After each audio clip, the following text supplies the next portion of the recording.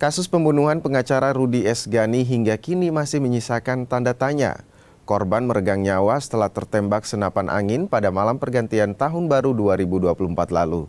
1 tahun sudah kasus ini bergulir, namun hingga kini belum ada titik terang siapa pelaku pembunuhan pengacara tersebut.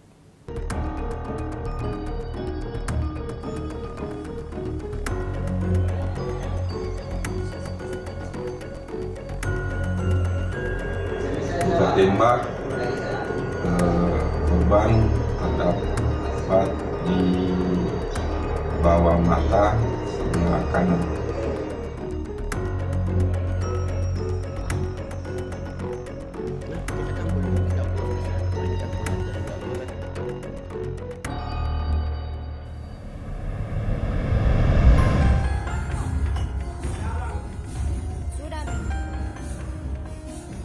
Malam pergantian tahun pada 2024 lalu jadi tragedi pilu bagi keluarga Rudy Esgani.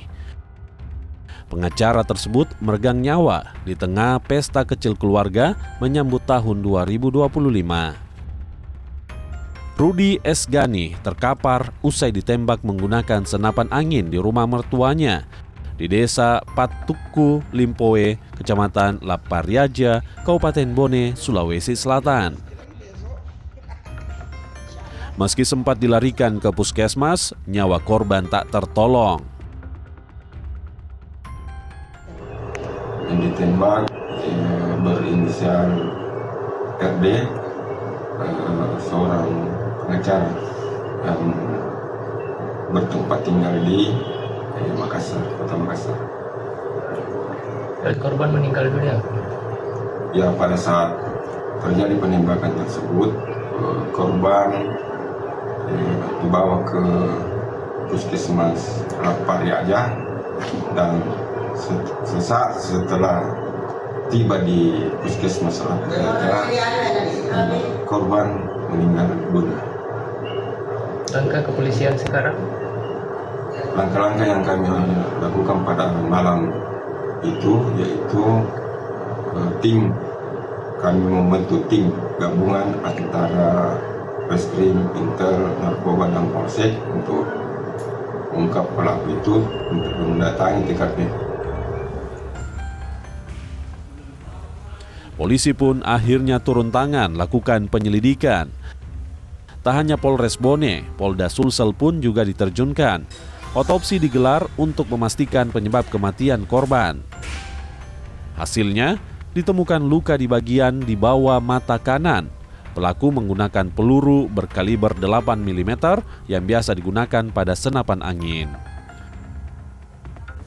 Hasil otopsinya benar bahwa korban mengalami luka tembak di bagian muka bawah mata kanan.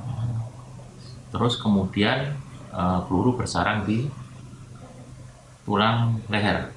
Nah, setelah dikeluarkan, kemudian proyektil dibawa ke labor.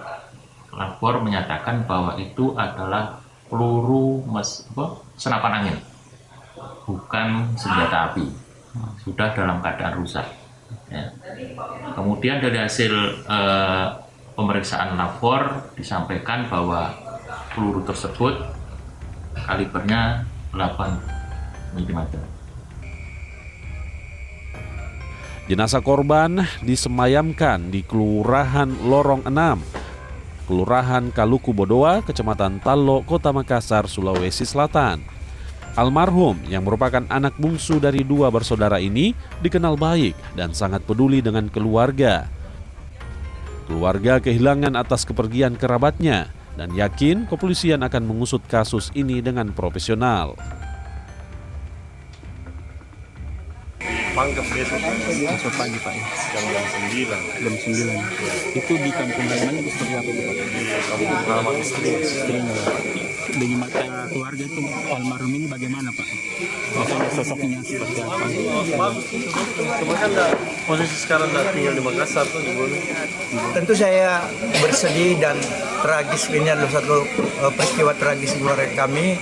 Tapi saya percaya karena ini kami dapat berita juga dari Polda Sulawesi Selatan sudah semalam itu sudah turun semua berkoordinasi dengan Polres Bone, dan saya percaya penuh kalaupun kejadian adik saya ini meninggal karena tertembak, saya yakin Polri profesional.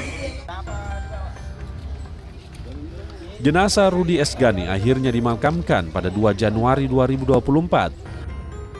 Jenazah dimakamkan di pemakaman umum Galung Boko, Desa Kaba, Kecamatan Minasatekne, Kabupaten Pangkep, Sulawesi Selatan.